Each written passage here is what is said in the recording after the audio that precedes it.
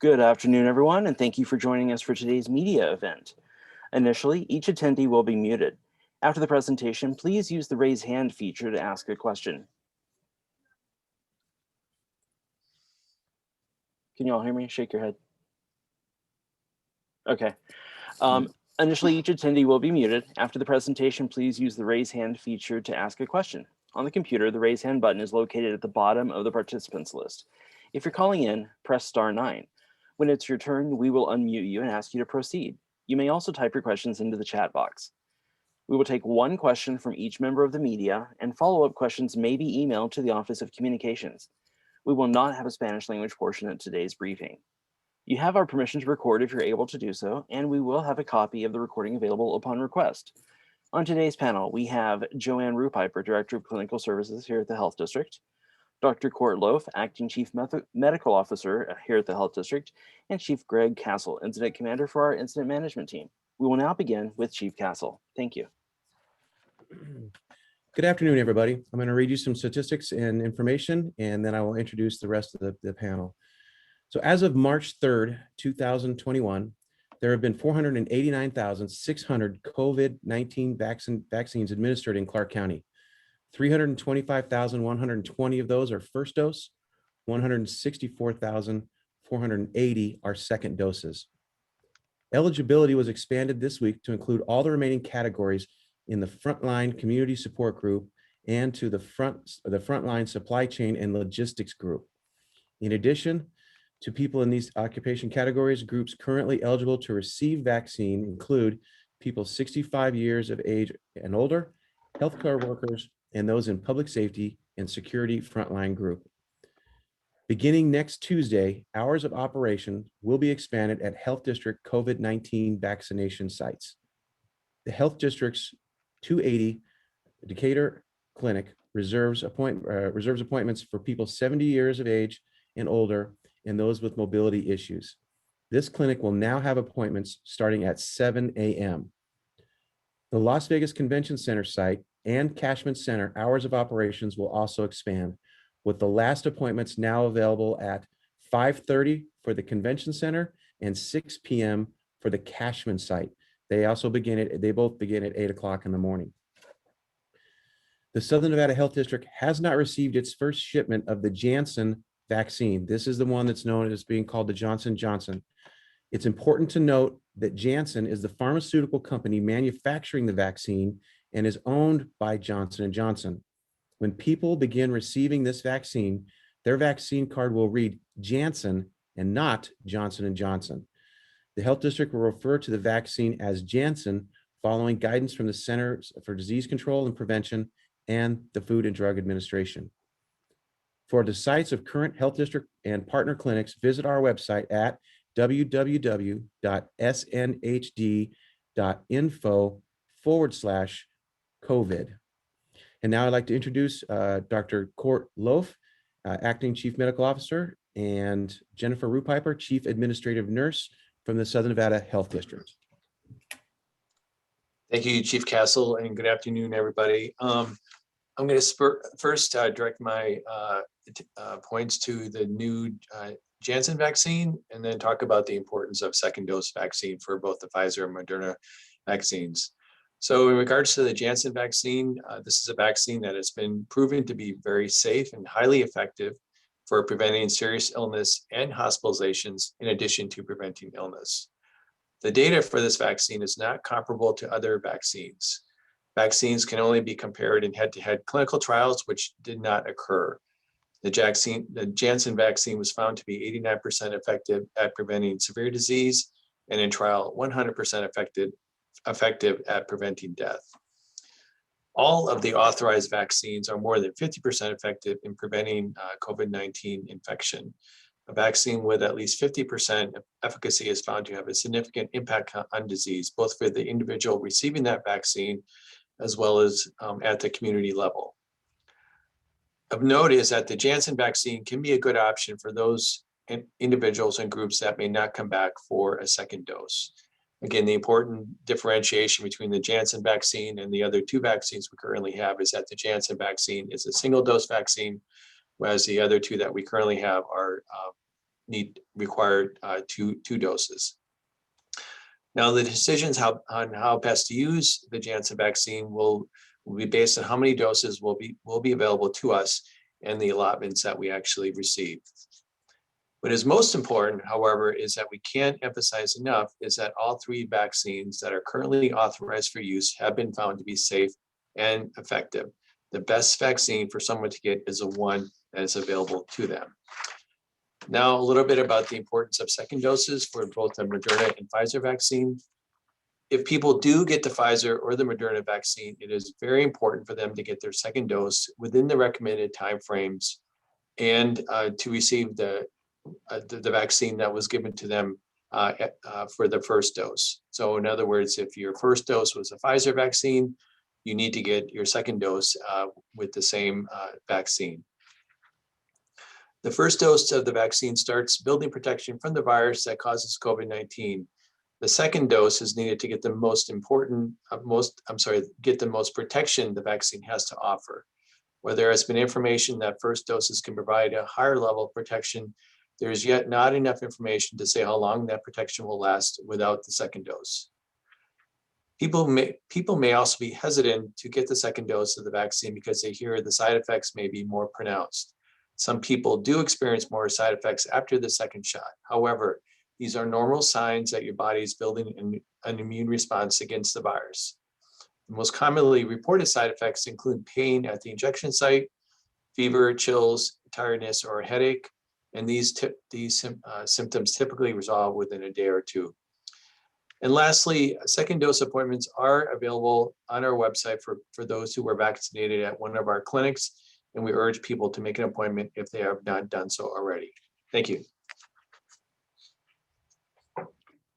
Good afternoon, everyone. Very happy that so many of you could make it today and that we could share this information. We're really excited about the new Janssen vaccine coming out, and that just gives us another opportunity to have more doses of vaccine in Nevada so that we can get it out to the public.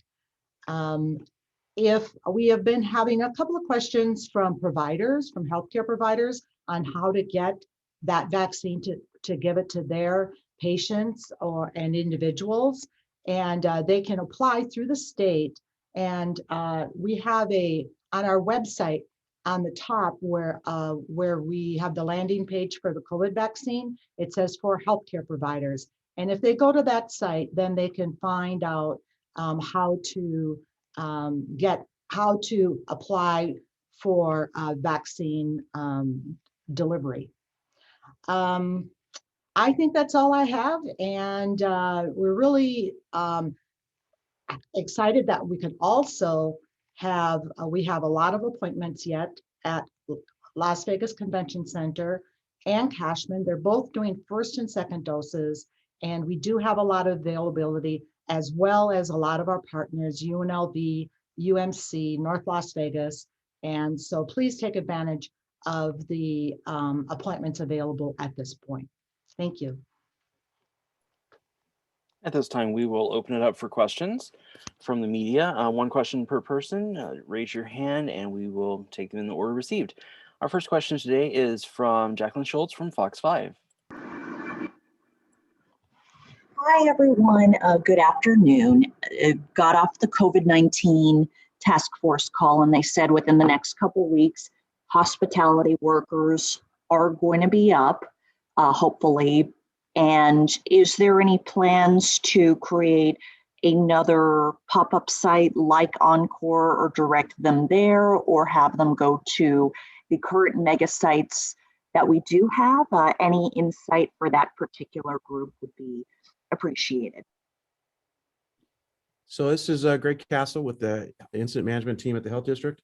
Our plan right now is to increase capacity at our current operating sites. Personnel is always a challenge, and to break off and set up additional testing locations pulls away our capabilities at other spots. So we want to maintain the high volume that we're doing. We need to ramp up even more. So we're making some adjustments in our scheduling right now. And we also have more discussions next week when we'll meet more with the state and some of the gaming control board officials that are tasked with getting this out. But right now, our plan is to just boost our opportunities at the mega sites to facilitate as many people as we can. Next up today is Mr. Joe Moeller. Go ahead. Yeah, hi there. Joe Moeller here from Channel 8 here in Las Vegas. I have a two-part question, I guess you could say here. With the vaccine, the Johnson & Johnson vaccine, which is it, first clarification, Janssen or Johnson or Janssen for that? I've heard of Janssen. I want to make sure we're saying it right. And for that vaccine, how are we doing with that when it comes to shipments? How many have come to Southern Nevada? I know someone mentioned that, something on that, but I didn't really understand what they said. Do we have it already here in Southern Nevada? Is it being used? What's the plan in the coming weeks? I think there might be a little bit of a delay. What's the plan with that? And will those be at certain locations only, such as pharmacies or something like that? Because it is only a single time and it doesn't need to be. Right. I'm not sure about the pronunciation. Janssen sounds good to me. But we are expecting a rather large shipment from around 17,000 doses for the first week. However, that may go down significantly in the next week or two. We're just not sure. So right now we've asked the healthcare providers that do provide vaccine what their request is, and we will attempt to fulfill those requests for them. So some of the hospitals have requested the vaccine for patients that are discharged, for example. We've had some healthcare providers also request the vaccine, and then we're still in the planning phase of what we would do with the vaccine, but we probably will just offer it just like we do any other vaccine at our clinics. We have not received it yet as of today. Excuse me. Next question is from Alexis Gorey. Please go ahead. Hello, my question is about appointments. We see that obviously there's a new pool of eligible Nevadans who can get the vaccine, and there are an abundance of appointments available, obviously opposite from when we first started distributing vaccines. Why may that be? Are there just more appointments or less people less interested in getting the vaccine? What has changed? Well, I can take that question, sure. Well, some of the issues are that we have caught up with some of our second dose vaccines. So that may be a factor. We also moved to a different format, a different platform. So it has been easier for people to cancel appointments and for them to manage them. We've also, there might be some other reasons. Maybe people are waiting for the Janssen vaccine to come out. I don't know.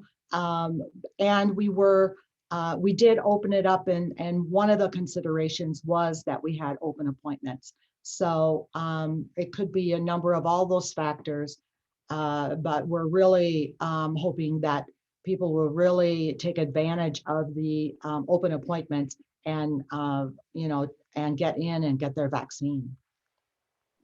I would like to add on to that, Joanne, if I can. One of the other issues that opened up some space was we had almost 11,000 double bookings and triple bookings from people just booking appointments randomly.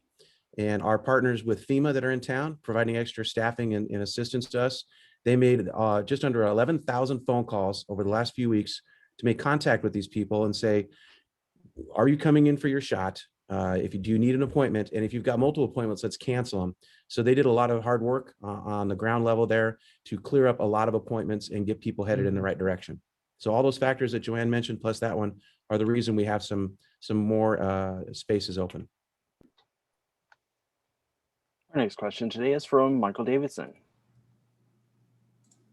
Hello, everybody.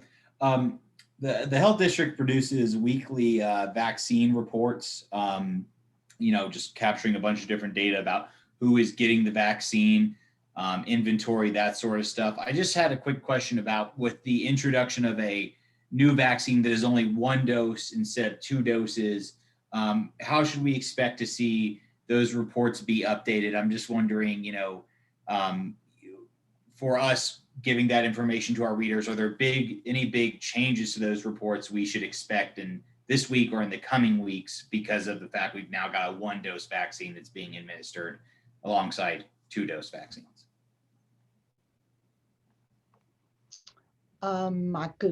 I would think that we would not change it that much. We would just add on the information about the Johnson vaccine and the number of given. One thing that it will make a difference is that people will complete their series on the first dose. So we might have more of a completion percentage for the vaccine that we give out right now. Thank you. Our next question today is from Ms. Hillary Davis. Hi, how many of the appointment no-shows have been for second doses? It sounds like in these last few meetings you have mentioned no-shows being for first doses as people appointment shop or whatnot. So how many of those no-shows have been for second doses, and how are you ensuring that people are making their second doses? So I'll take that question. This is Greg Castle. A lot of those second doses we're like around 36% of the people not coming back for their second vaccines. A wide range of issues. I'm sure some of them were they triple booked appointments and they caught a second dose at another time, and so it showed they were coming in for another appointment and they didn't show up, or they got it at another location. And what was the second part of your question? I just should have wrote that down. Hang on, let me find her. What we're doing to ensure the so what we're vaccine. doing.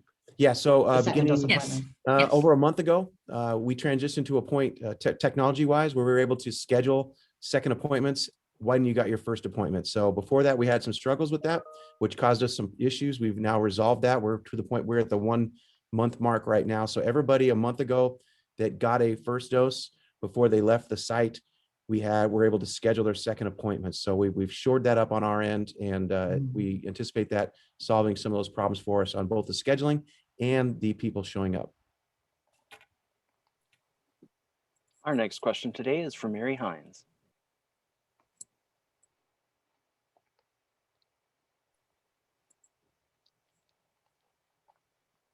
Mary, you're unmuted whenever you're ready.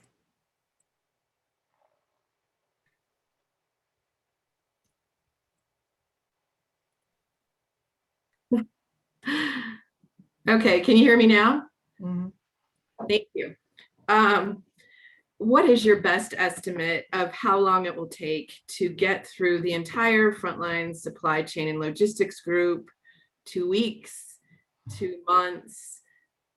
Looking for an estimate on that. I know, as you said, you have an abundance of appointments now. What are you thinking? Well, it's Greg Castle again. I would say our best estimate to get through that group is I really don't have a great estimate, right? It depends on how many people show up, how many people actually want it. If there's, say, 100,000 people coming in that are eligible in that new group, and I don't know if that's an accurate number or not, but I'm just using it as an example, and everybody wanted it, it would take us several months to get through that. But if there's only half of that, it would obviously be quicker. So I would say the best guess, it would be roughly a month with the amount of people that have been coming in the other groups. I'm not sure if this group will be more inclined to get it as opposed to other groups that have been opened up before. We opened up from 70 to 65 because we were 70, or that group, the 70s, and other occupational groups that were open at the time, were not filling our vaccine sites. So we had to make some quick moves in the last couple of weeks to get as many people eligible as we could to get them into the seats. So I can't give you a hard estimate on that, but I would say it would be, several weeks at the very earliest, given how many people come in and actually participate.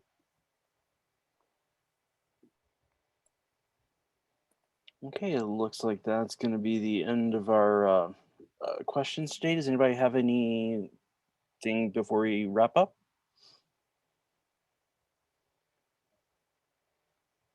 Okay, seeing none, and we don't have a Spanish portion today. If anybody has follow-up questions, please send those to the office communications. Otherwise, that's it for today, and we will see you all next week. Thank you so much.